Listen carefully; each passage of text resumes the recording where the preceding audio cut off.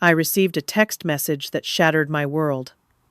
"We think it's best if you don't come to our Mother's Day celebration this year." My daughter-in-law Amanda's words glowed coldly on my screen. I stared in disbelief, tears welling in my eyes. Just yesterday, I'd written the monthly $2,500 mortgage check for their beautiful home. A promise I'd made to my son Jake after his father died 3 years ago. The words blurred as painful memories surfaced. This wasn't the first time Amanda had tried to push me away. My son Jake was always a sensitive child. Even as a little boy, he'd bring home injured birds or spend hours helping me in the garden, carefully tending to each plant as if it had feelings. His father, Thomas, would joke that Jake got his gentle heart from me, but I saw so much of Thomas in him too. The way his eyes crinkled when he smiled, how he'd furrow his brow when concentrating on a problem. We were always close, the three of us. Through elementary school, high school, and even when Jake left for State University, he'd call me every Sunday without fail. That's where he met Amanda during sophomore year. She was studying business administration, while Jake was pursuing engineering. I remember the first time he brought her home for Thanksgiving. "Mom, this is Amanda," he said, his eyes shining with that special light I recognized immediately.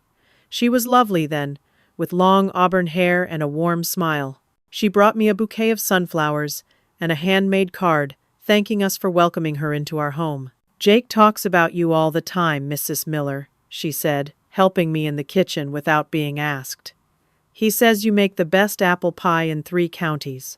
Thomas took to her immediately, too. "She's sharp as a tack," he told me later that night. "Asks good questions about the business." My husband had built Miller Construction from nothing, starting with just a pickup truck and a toolbox. By the time Jake was in college, we had 30 employees and contracts throughout the state. We lived comfortably in a home Thomas had designed himself, not extravagant, but warm and solid, like him. Jake and Amanda dated through college and got married the summer after graduation. Thomas walked me down the aisle, both of us beaming with pride. "We got lucky with her," he whispered as we watched them dance at the reception. We never imagined Thomas would be gone just 5 years later. A heart attack while overseeing a job site. No warning, no goodbye. Just a phone call that changed everything. Jake was devastated. He and Amanda had just had their daughter Lucy the year before, and they were struggling with student loans and the costs of raising a child on entry-level salaries. Thomas left everything in good order, with the business going to his longtime foreman and partner, and our savings and life insurance providing me with financial security. 3 months after the funeral, Jake and Amanda came to visit. They brought pictures of a beautiful 2-story colonial house with a big yard. "It's perfect for Lucy to grow up in, Mom," Jake said. "But it's just out of our reach right now." I didn't hesitate. "Your father would want you to have a wonderful home for his granddaughter." I offered to help with the down payment and monthly mortgage payments until they were more established in their careers. Amanda hugged me tightly, tears in her eyes. "You're the most generous person I've ever known," she said. "We'll pay you back someday, I promise." I waved away her words. "Family takes care of family." That's what Thomas always said. So they bought the house, and every month I wrote a check for $2,500 to cover their mortgage. I enjoyed helping them, knowing Thomas would have done the same. For the first year, Amanda sent me photos of their home improvements and Lucy's milestones. They invited me over regularly for Sunday dinners. But things began to change subtly. Amanda's texts became less frequent. The invitations came with conditions. "We're having people over, but it's just young couples, or Lucy's having a play date, but you'd be bored with all the kid talk." Still, I never expected what I discovered while helping them move in a new bedroom set. Jake was at work, and Amanda was picking Lucy up from daycare. I was breaking down the cardboard boxes when one of them ripped, spilling papers across the floor. As I gathered them, a credit card statement caught my eye. It was in Jake's name, but the purchases listed were clearly women's clothing stores, online gambling sites, and expensive restaurants on days I knew Jake was working. Then I saw more statements. 6 different credit cards, all in Jake's name, all with balances over $5,000. The total debt across all of them exceeded $50,000. The most recent statement had only been opened that morning. There were charges from yesterday. My hands trembled as I carefully replaced the papers in the torn box. Jake had mentioned nothing about credit card debt. Given his salary and their other expenses, these payments would be impossible to manage, and some of these accounts appeared to have been opened in the last year. I heard Amanda's car in the driveway and quickly finished with the boxes. As she walked in with Lucy, I hugged my granddaughter tightly, trying to keep my expression neutral, but inside, a sense of dread had taken root. The Amanda who'd entered our lives years ago seemed to be disappearing, and I didn't recognize the woman taking her place. The credit card discovery was just the first in a series of troubling incidents. Over the next 2 years, I noticed Amanda creating increasing distance between me and my son's family. At first, it was subtle. When I'd bring over a homemade casserole, Amanda would say, "Oh, we're trying to cut back on carbs," and put it directly in the freezer. If I offered to babysit Lucy, there was always an excuse. "She's in a stranger anxiety phase," or "she needs to stick to her routine." I wasn't a stranger. I was her grandmother. One Sunday, I arrived for dinner to find they'd already eaten. "Oh, Lucy was hungry early," Amanda explained, not quite meeting my eyes. "I left a plate for you in the microwave." Jake seemed oblivious to these slights. When I gently mentioned my concerns, he'd say, "Mom, you're overthinking things. Amanda's just stressed with work and being a mom." I wanted to believe him. For Lucy's 3rd birthday, I spent weeks crocheting a beautiful blanket with butterflies, her favorite. When she opened it, her little face lit up. "Look, Mommy! Butterflies!" She wrapped it around her shoulders like a cape. Amanda quickly took it from her. "That's very nice, Tamara, but you know wool makes Lucy sneeze." My granddaughter had never had any such reaction, but the blanket disappeared before the party ended. The next day, I brought over a photo album I'd found of Jake as a child.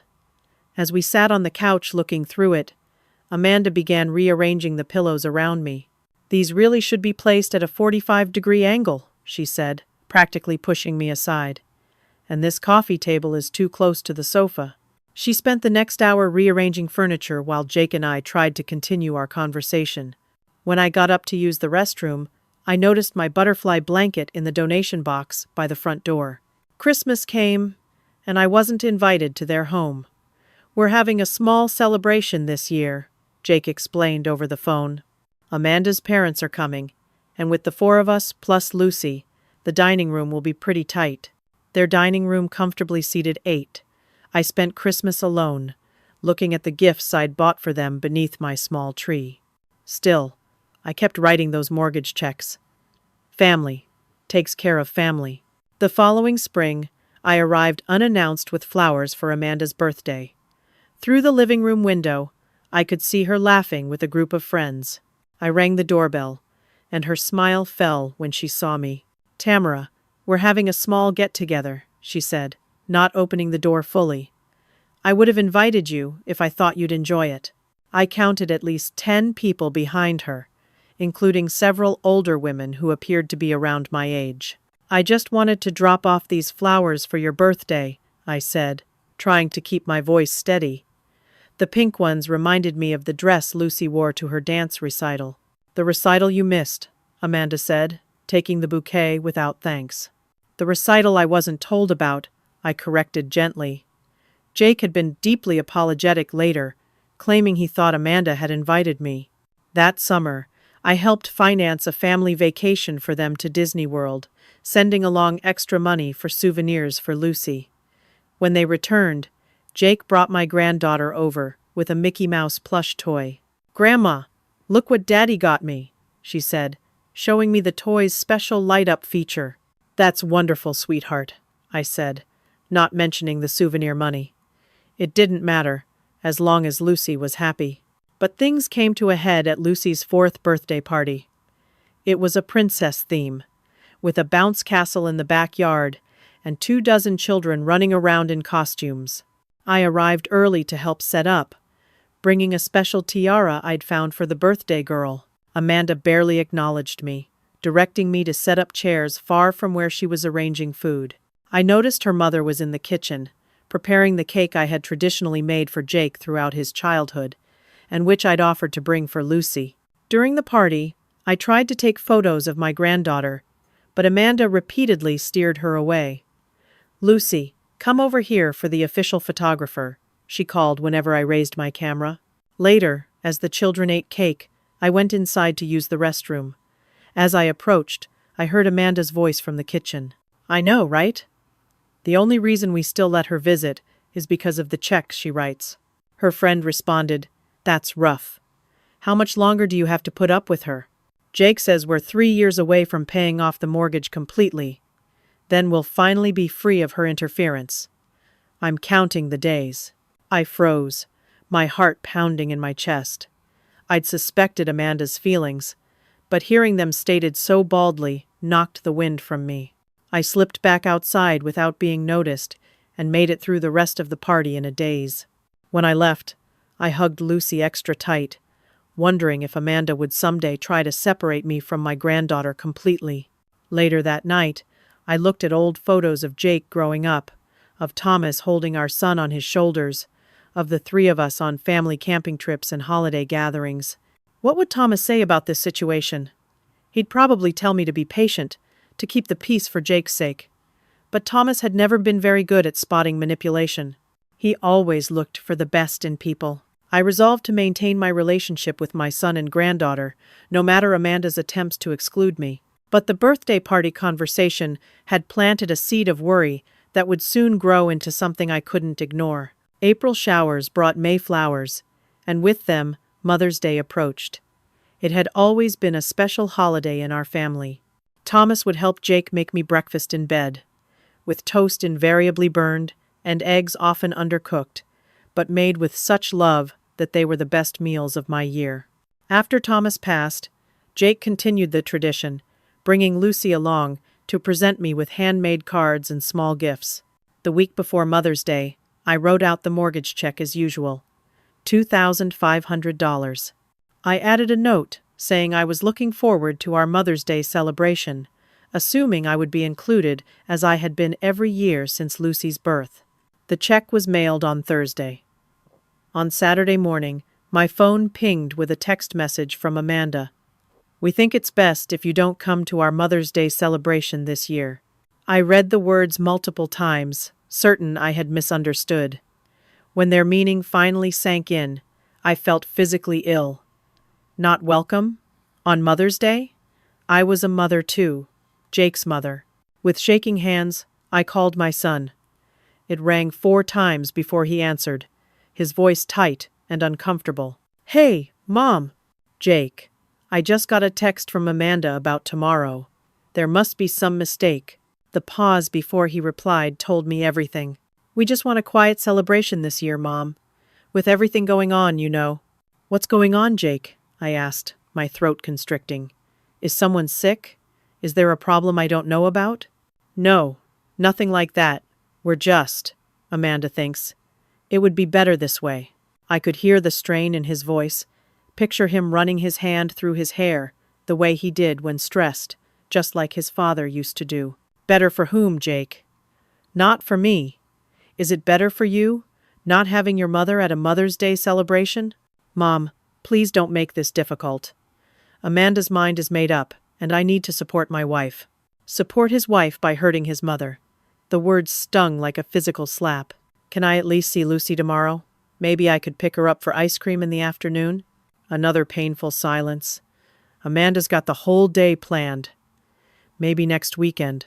After we hung up, I sat alone in my kitchen, the same kitchen where I'd taught Jake to make chocolate chip cookies and where Thomas and I had helped him with science projects. Now, I was an outsider, unwelcome in my son's life, on a day meant to honor mothers. I spent Mother's Day alone. Friends called, but I let the phone ring through to voicemail. I wasn't ready to explain what had happened. how my own son had excluded me from his life on this day of all days. In the afternoon, I made myself a cup of tea and opened my laptop. A notification appeared that Amanda had posted new photos on social media. Against my better judgment, I clicked. There they were, smiling for the camera. Jake, Amanda, Lucy, and Amanda's mother and father gathered around a brunch table laden with food. Lucy wore a pretty new dress I had never seen, and Amanda's mother beamed in the place of honor at the head of the table. The caption read, "Happy Mother's Day to the best mom ever." I closed the laptop and wept, not just for myself, but for Jake, who seemed to be losing his own identity in his marriage, and for little Lucy, who was being taught that relationships were conditional and disposable. The next day, I drove to their house. I needed to speak with Jake face to face to understand what was happening to our family. Amanda answered the door, her expression immediately hardening when she saw me. "Jake's at work," she said, starting to close the door. "I know," I replied, having deliberately chosen a time when he would be absent. "I came to see Lucy. And to talk to you. Lucy's at a playdate." But just then, I heard my granddaughter's voice from inside the house. "Is that Grandma? Grandma?" She came running to the door, pushing past Amanda's legs to hug me. Amanda's face flushed with anger, but she stepped aside reluctantly, letting me enter.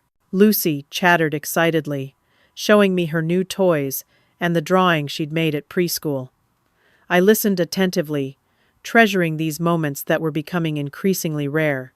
"Lucy, go play in your room for a little while. Grandma needs to talk to Mommy." Once Lucy was upstairs, Amanda turned to me, arms crossed, defensively. "What do you want, Tamara?" "I want to understand what's happening. Why wasn't I welcome for Mother's Day? What have I done to deserve this treatment?" Amanda's eyes narrowed. "You're always interfering, always judging how we raise Lucy and run our household. Jake feels suffocated by your constant presence." The accusation struck me as absurd. My constant presence? Amanda, you've been systematically cutting me out of their lives for years now. I'm lucky if I see my son and granddaughter once a month. She shrugged dismissively. "That's how Jake wants it. He says you criticize everything we do." This didn't sound like my son at all. The Jake I knew valued family above everything, a value Thomas and I had instilled in him from childhood. "I'd like to hear that from Jake himself," I said. "Fine. Talk to him. He'll tell you the same thing." Her confidence troubled me deeply.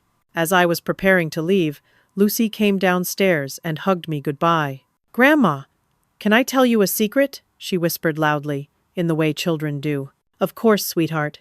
She leaned close to my ear. "Mommy says we can't visit you because you said mean things about her, but I didn't hear you say anything mean." I froze, then carefully maintained my expression. "I've never said mean things about your mommy, Lucy. I love your family very much." Amanda quickly intervened, pulling Lucy away. "Lucy, what did I tell you about making up stories? Go to your room now." As my granddaughter trudged upstairs, her little shoulders slumped, Amanda turned to me with cold fury in her eyes. "I think you should leave. Now." I did leave, but Lucy's innocent revelation followed me. Amanda had been lying to Jake about me, creating fictional conflicts to drive us apart. The realization made me physically ill. How many other lies had she told? How deeply had she poisoned my relationship with my son? That night, I lay awake until dawn, replaying years of interactions, seeing the pattern that had been forming right before my eyes. The gradual exclusion, the subtle manipulations, the growing distance between me and the son who had once been so close to me. I needed to understand the full scope of what was happening, and somehow I needed to find a way to reach Jake with the truth. 2 days after the Mother's Day exclusion, I received an unexpected call from Steve Donovan, Jake's childhood friend. They'd gone to school together from kindergarten through high school, and though life had taken them in different directions, they maintained their friendship. Steve now worked as a manager at First National Bank, where Jake and Amanda kept their accounts. "Tamara, hi, it's Steve. Do you have a few minutes?" His tone immediately concerned me. It wasn't the casual voice of someone calling to catch up. Of course, Steve. Is everything all right? Not really. Look, I can't go into details over the phone, but we should talk in person. Can you meet for coffee tomorrow morning? We arranged to meet at a quiet cafe across town. I arrived early, my stomach in knots. Steve had always been a straightforward person, not given to dramatics. If he felt something warranted, a face-to-face conversation, it must be serious. He arrived precisely at 9, ordered a black coffee, and sat across from me with a troubled expression. First, I need to make it clear that I can't violate any banking confidentiality laws, he began. What I'm about to tell you is just between us, as family friends, not in my professional capacity. I nodded, anxiety mounting. I'm worried about Jake. There have been some unusual activities in their accounts recently. Large withdrawals, inconsistent with their normal patterns. He hesitated, choosing his words carefully. I've tried talking to Jake, but he seems unaware of the details of their financial situation, says Amanda handles all their money. How large are these withdrawals? I asked. Steve looked around to ensure no one was listening. Thousands. Sometimes 5 or 10,000 at a time. The frequency has increased in the last 6 months. My mind flashed to the hidden credit card statements I'd discovered. Do you know what the money is being used for? I can't access that information officially, but... He lowered his voice further. Off the record, I've seen Amanda at the Rivers Casino several times, at the high-stakes tables. My brother-in-law works security there. Says she's become a regular. A gambling addiction. The pieces started falling into place. The secret credit cards, the large withdrawals, the increasing desperation to maintain control over Jake and their finances. There's something else, Steve continued. Jake mentioned you've been helping with their mortgage. Is that right? When I confirmed this, his expression darkened. Tamara, their mortgage has been paid late 3 times in the last year. The bank sent notices, if they've been getting your checks on time. He didn't need to finish. The implication was clear. My mortgage payments weren't being used as intended. After Steve left, I sat there for nearly an hour, processing what I'd learned. If Amanda had a gambling problem, it would explain her increasingly erratic behavior and desperate need to control the narrative with Jake. It might even explain her determination to exclude me. I represented a potential threat to her secret. I needed more information. Over the next week, I began a careful investigation.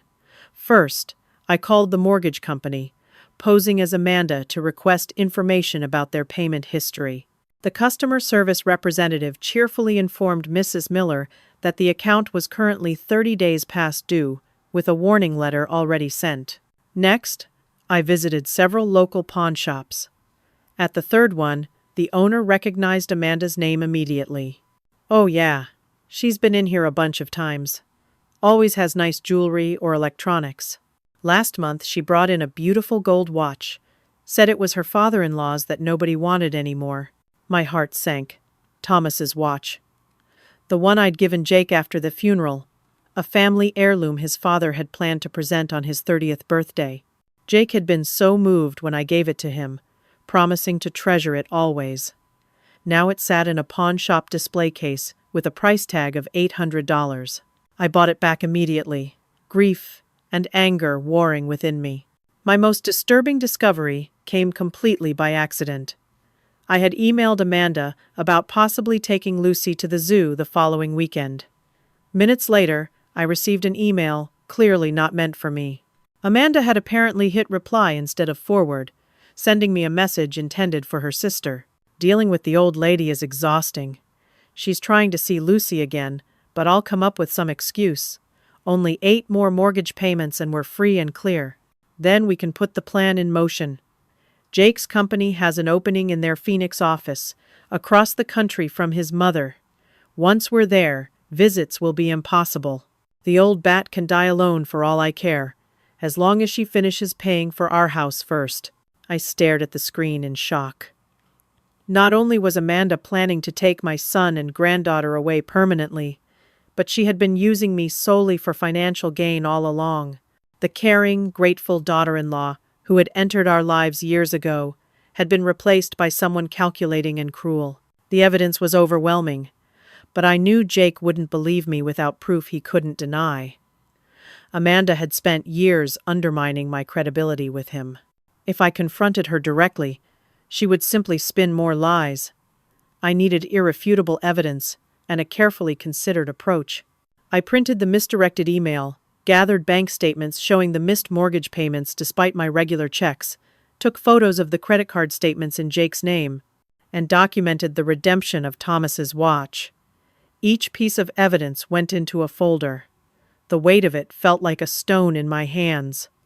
The documented betrayal of my son by the woman he loved. As painful as this discovery process had been, it also gave me clarity. Amanda's behavior wasn't simply that of a difficult daughter-in-law who disliked her husband's mother. This was something much more calculated and potentially devastating for Jake and Lucy's future. If Amanda truly had a gambling addiction, their financial stability, home, and family unity were all at risk. Thomas had always taught Jake that honesty was the foundation of any relationship. Without trust, the whole thing crumbles, he would say. Jake was living in a house of lies, and sooner or later, it would collapse around him. I could only hope I could help him see the truth before it was too late. I decided to approach Jake directly, away from Amanda's influence. I would present the evidence calmly, without accusation or emotion, and let him draw his own conclusions. It would be the most difficult conversation of my life, but as I looked at the folder of evidence, I knew it was necessary. Not just for my relationship with my son, but for his future and Lucy's well-being. I invited Jake to lunch at the small Italian restaurant where we used to celebrate his academic achievements. Thomas and I had taken him there after graduations, sports victories, and other milestones. It held happy memories for both of us. He arrived looking tired, with dark circles under his eyes. We exchanged awkward greetings, the Mother's Day exclusion hanging unspoken between us. After ordering, I took a deep breath and placed the folder on the table. Jake, there's something important we need to discuss. Something about Amanda. His expression immediately closed off. Mom, if this is about Mother's Day, I've already told you Amanda just wanted— This isn't about Mother's Day, I interrupted gently. This is about something much more serious. I've discovered some concerning information, and as difficult as this is, I need you to see it. I opened the folder and began walking him through the evidence. The credit card statements in his name that he knew nothing about. The bank withdrawal records Steve had discreetly provided. The pawn shop receipts, including the one for Thomas's watch, which I'd placed in my purse to return to him. As I spoke, Jake's face cycled through confusion, disbelief, and growing anger. This is insane, he said, pushing away the documents. You've fabricated all of this because you're jealous of my relationship with Amanda. You've never accepted her. Jake, please, I implored. Look at the statements. Call the credit card companies. These accounts are in your name. The debt is real. So what if Amanda opened some credit cards? That doesn't mean anything sinister. And maybe we've been to the casino occasionally. That's not a crime. What about the mortgage payments? I've sent a check every month without fail, but your mortgage is currently past due. He flushed. We've had some unexpected expenses. Sometimes payments get delayed. That's normal for young families. And Thomas's watch? The one you promised to treasure? This finally gave him pause. What about it? I reached into my purse and placed the gold watch on the table. I found it in a pawn shop, Jake. Amanda sold it for $800 last month. His eyes widened with recognition. That's impossible. It's in my dresser drawer. Check when you get home, I said softly. And while you're at it, check for the other items listed on these pawn receipts. Jake stared at the watch, conflicting emotions playing across his face. But when I showed him the misdirected email about moving to Phoenix, his expression hardened again. You could have fabricated this email. This whole thing feels like a setup. He stood abruptly. I can't believe you would go to these lengths to try to damage my marriage. Amanda was right about you all along. What has she told you about me, Jake? I asked, my heart breaking. That you've always been controlling. that you resent her for taking me away from you, that you've been trying to undermine our marriage from day one." His voice rose with each accusation. Other diners were beginning to look our way, but I remained calm. "None of that is true. I've only ever wanted your happiness. I've supported your marriage financially and emotionally from the beginning. By spying on us? By digging through our finances and making wild accusations? By trying to protect you from someone who is lying to you," I said firmly. "Jake, I know this is painful to hear, but Amanda has been manipulating you, lying about me, and hiding serious financial problems. I want you to stop, Mom. Stop interfering, stop making accusations, and stop trying to come between me and my wife." He grabbed his jacket. "Amanda deserves an apology, and until she gets one, I think it's better if we don't see each other." With that, he stormed out, leaving me alone with the evidence he'd refused to truly examine and a half-eaten meal growing cold between us. I drove home in a daze, tears blurring my vision. The confrontation had gone even worse than I'd feared. Not only had Jake rejected the evidence, but he'd also chosen to believe Amanda's lies about me. Years of her subtle manipulation had evidently taken their toll, eroding the trust between mother and son until it had crumbled completely. At home, I sat in Thomas's old armchair, the one he used to read bedtime stories to Jake from. "What would you do, Thomas?" I whispered to the empty room. "How would you get through to him?" The answer came in Thomas's practical voice, as clear as if he were sitting beside me. "The truth always comes out eventually. Be patient." Hours later, as evening fell, my phone rang. The screen showed Lucy's name. Jake had programmed my number into her little emergency phone, though she rarely called on her own. "Grandma?" Her voice was small and frightened. "Daddy and Mommy are fighting really bad." My heart raced. "Are you okay, sweetheart?" "I'm hiding in my closet. Daddy is yelling really loud. He said Mommy sold Grandpa's watch, and Mommy said you were lying, but then Daddy found out the watch was really gone. She was crying now. Then Mommy said something about credit cards, and Daddy got even madder." I tried to keep my voice calm. "Lucy, listen to me. Are you safe where you are?" "Yes," she sniffled. "But I'm scared. Mommy is deleting stuff from her computer and phone really fast, and Daddy is saying bad words." "Stay where you are, sweetheart. Everything will be okay. Mommy said we have to leave tonight. She's putting clothes in suitcases." I felt a chill. If Amanda fled with Lucy, the situation would become infinitely more complicated. "Lucy, can you put your daddy on the phone without letting Mommy know? He's in the garage. I think he's crying." The thought of my son alone and in pain was almost unbearable. "Lucy, I want you to go to your daddy, quietly, and give him the phone. Can you do that?" "I'll try." I heard rustling as she moved, then whispered, "Daddy's coming back inside. I have to go." The line went dead. I sat paralyzed with indecision. Should I drive over? Call the police? Neither seemed like the right move. If Jake was already confirming the truth of what I'd told him, my presence might only complicate things. But if Amanda was planning to leave with Lucy, every minute counted. In the end, I decided to wait 1 hour. If I didn't hear from Jake by then, I would go to their house. I paced my living room, checking my phone every few minutes, praying for it to ring. 53 minutes later it did. "Mom?" Jake's voice was rough, as if he'd been crying or yelling or both. "Can I come over? I need to talk to you." "Of course, son. I'll be waiting." The longest 20 minutes of my life passed before headlights swept across my living room wall. I opened the door to find Jake on my porch, looking utterly broken. Without a word, I pulled him into my arms, feeling his shoulders shake with silent sobs. We moved to the living room, where he collapsed onto the sofa.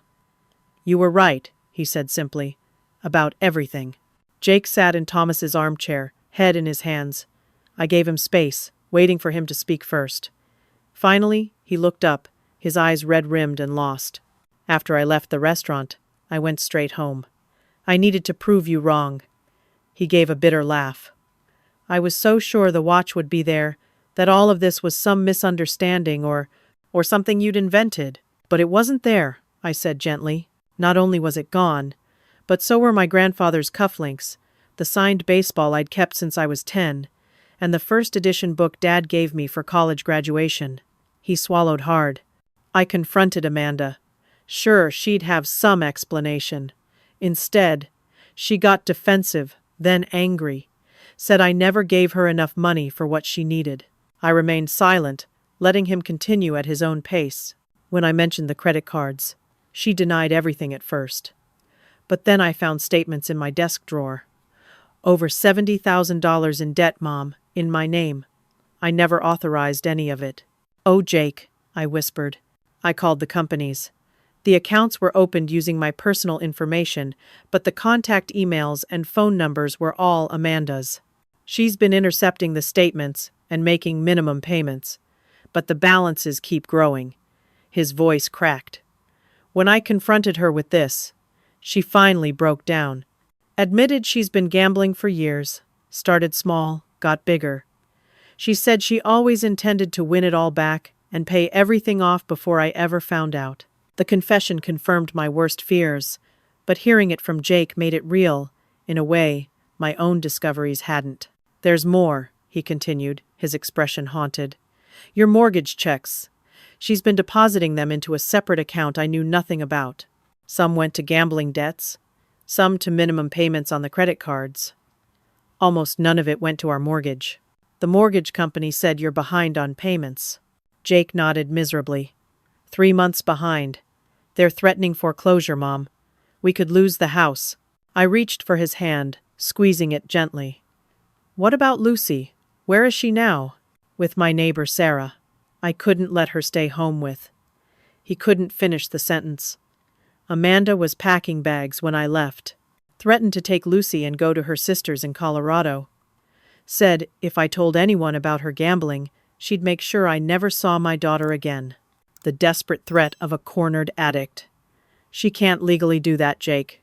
You have rights as Lucy's father. I know, but that doesn't make the threat any less terrifying. He looked at me, suddenly seeming very young. What am I going to do, Mom? My credit is destroyed. We might lose our home.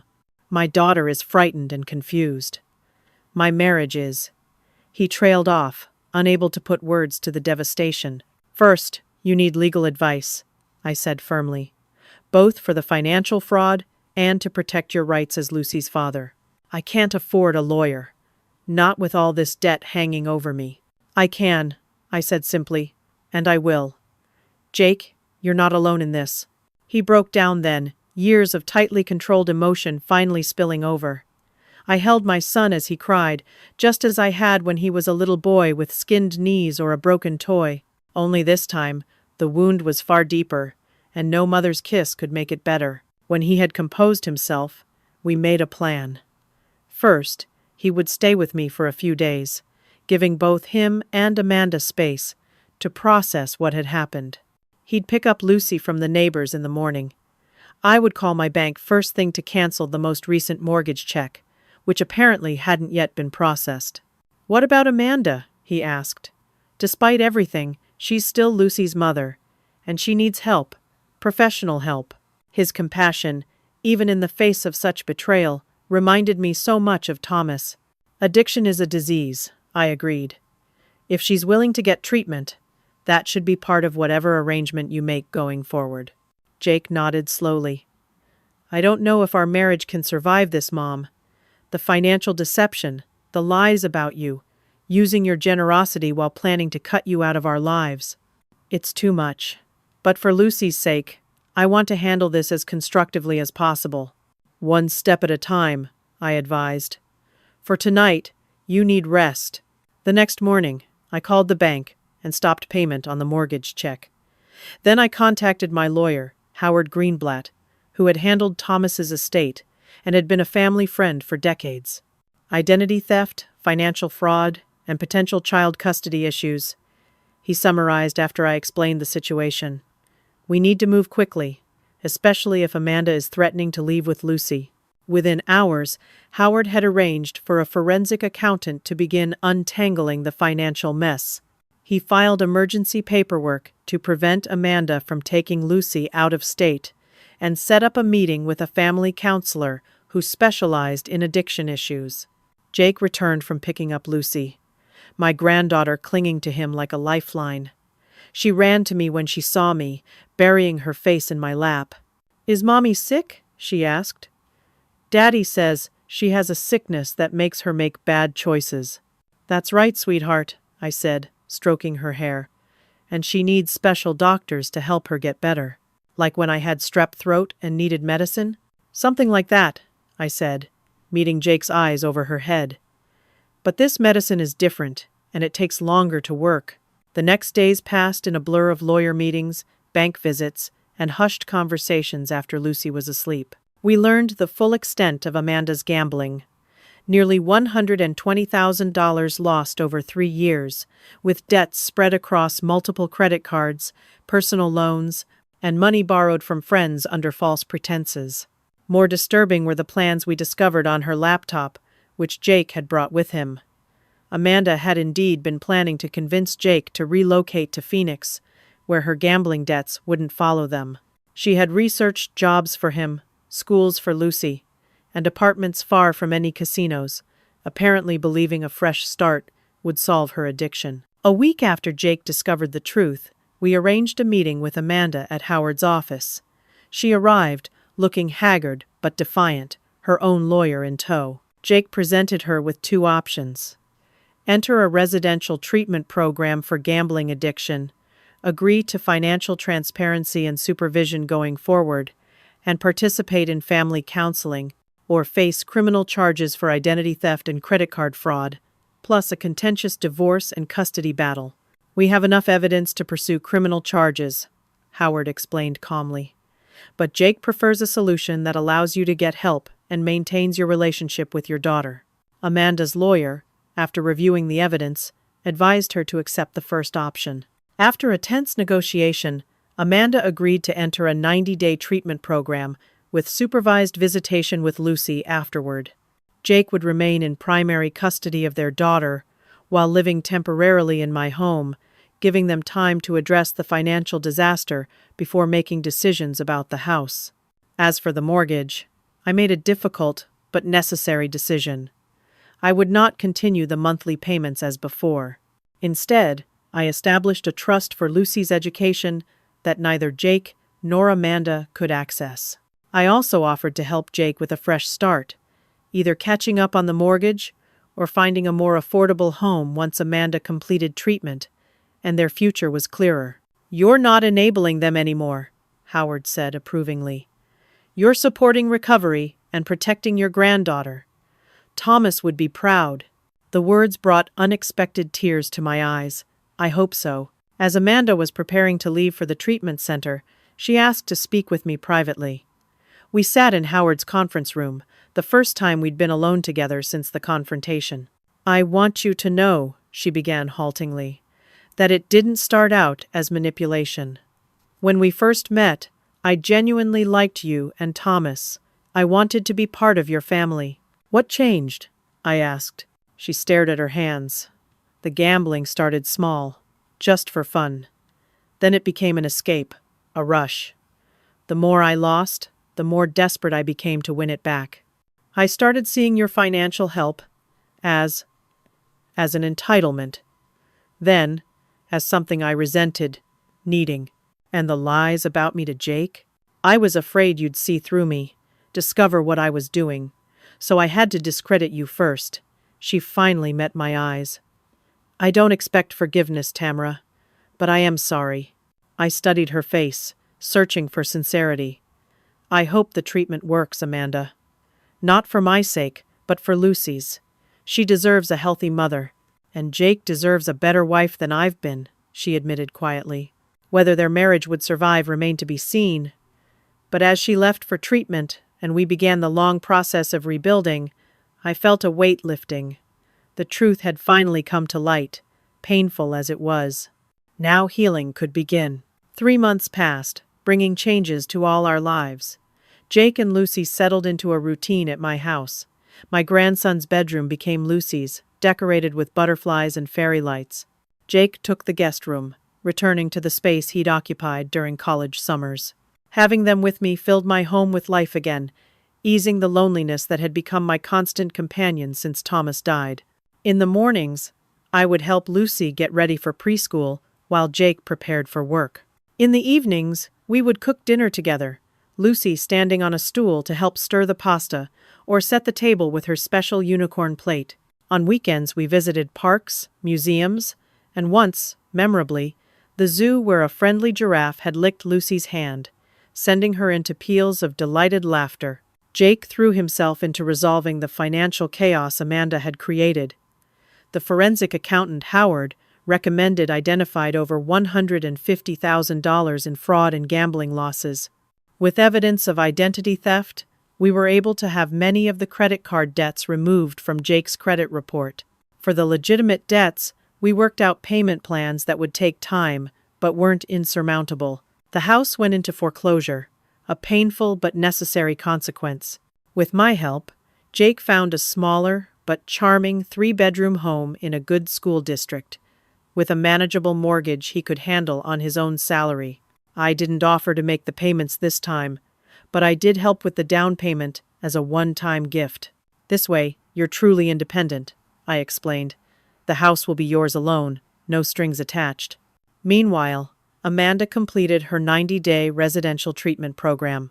Her counselors reported good progress, noting her commitment to recovery and her growing understanding of how her addiction had harmed her family. She began attending daily Gamblers Anonymous meetings and weekly therapy sessions, gradually rebuilding her life from the wreckage of addiction. The path forward wasn't simple or straight. There were heated arguments between Jake and Amanda during family therapy sessions, tears and recriminations as they worked through the damage done. Lucy sometimes had nightmares, calling out for her mother or clinging fearfully to Jake when it was time for her supervised visits with Amanda. Children are resilient, the family counselor assured us. With consistent support and honest, age-appropriate explanations, Lucy will adjust to her new normal. Howard helped Jake and Amanda navigate the legal aspects of their separation. They didn't immediately file for divorce, instead entering a legal separation agreement that established clear boundaries while leaving the door open for possible reconciliation after Amanda demonstrated sustained recovery. As promised, I established a trust for Lucy's education. Neither Jake nor Amanda could access the funds, which would be available only for Lucy's college expenses starting on her 18th birthday. This gave me peace of mind that regardless of what happened between her parents, my granddaughter's future education was secure. Mother's Day approached again, almost a year after the text message that had begun this painful journey. This time, Jake asked if we could host a small celebration at my house. Nothing elaborate, he said. Just the 3 of us, plus Amanda if you're comfortable with that. Her counselor thinks it would be good for Lucy to see us all together on a family holiday. I agreed, albeit with some trepidation. Despite Amanda's apology and apparent progress, trust wasn't easily rebuilt after such profound betrayal. The day arrived sunny and warm. I prepared a simple brunch, with Jake handling the mimosas, orange juice only for Amanda, who was avoiding alcohol as part of her recovery, and Lucy proudly arranging flowers she'd picked from my garden. Amanda arrived precisely at 11, carrying small, wrapped gifts and a nervous expression. Lucy ran to her with an enthusiastic hug, while Jake offered a polite but distant greeting. I welcomed her with as much warmth as I could muster, determined to make this day positive for Lucy's sake. We ate on the patio, the conversation initially stilted but gradually warming as Lucy chattered about preschool and her new friends in the neighborhood. After the meal, she insisted it was present time and distributed the gifts she'd made with Jake's help, hand-painted flower pots containing small herb plants. Because grandmas and mommies like to cook, she explained solemnly. Amanda gave Jake a framed photo of him with Lucy, and a card expressing gratitude for his support of her recovery. For me, she had a small box containing Thomas's watch, restored and polished. I tracked it through 3 different pawn shops, she explained quietly. It wasn't easy, but it mattered. The gesture touched me deeply, representing not just the return of a precious heirloom, but a tangible acknowledgement of the harm done. After Lucy went down for her nap, The three adults sat together in the living room for a difficult but necessary conversation. "I want to thank you both," Amanda began, her voice steady but humble. "Jake, for giving me the chance to get help instead of pressing charges, which you would have been entirely justified in doing. And Tamara, for supporting Jake and Lucy when they needed it most, despite how terribly I treated you." I nodded, acknowledging her words without interrupting. "My counselor says that recovery isn't just about stopping the gambling. It's about making amends and rebuilding trust, which takes time and consistent actions." She looked directly at me. "I know I can never undo the pain I caused or the years of manipulation, but I want you to know I'm committed to being honest going forward and to being the kind of mother Lucy deserves." "And our marriage?" Jake asked quietly. Amanda sighed. "That's up to you, Jake.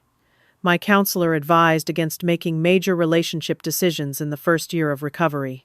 I'm focusing on being a good co-parent right now and dealing with the financial consequences of my actions. If you decide you want to try again someday, I'll be here. If not, I'll respect that decision." Her maturity surprised me.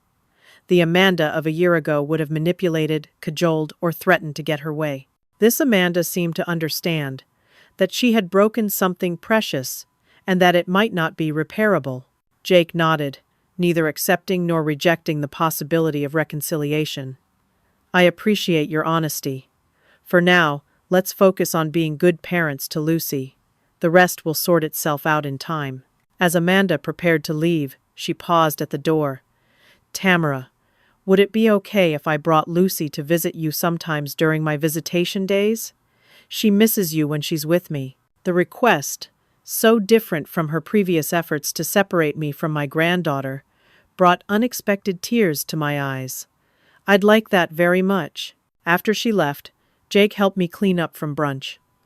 As we worked side by side in the kitchen, I was struck by how different this Mother's Day was from the last. The pain wasn't entirely gone, but it had transformed into something manageable, even constructive. "You know," Jake said thoughtfully as he dried the last plate, "Dad always used to say that the true test of a family isn't how they act when things are easy, but how they recover when things fall apart." I smiled at the memory. He was right about that, as he was about many things. When I found out about Amanda's gambling and the lies, I felt like our family was destroyed beyond repair. He put away the dish towel and leaned against the counter. "But looking at where we are now, Lucy is happy and secure. Amanda is getting the help she needs. You and I are closer than we've been in years. Maybe we're stronger for having weathered this storm together." "Perhaps," I agreed, "though I would have preferred an easier path to this wisdom." He laughed, a genuine sound I had missed desperately. "Wouldn't we all?" In the months that followed, our new normal continued to evolve. Amanda found a job that accommodated her therapy schedule and began slowly rebuilding her financial independence. Jake and Lucy settled into their new home, with me visiting regularly but respecting their space as a separate household. Amanda's visitation with Lucy increased as she demonstrated consistent recovery, eventually including overnight stays. Whether Jake and Amanda would ultimately reconcile remained an open question. They continued family therapy, working through the deep breaches of trust while focusing primarily on co-parenting effectively.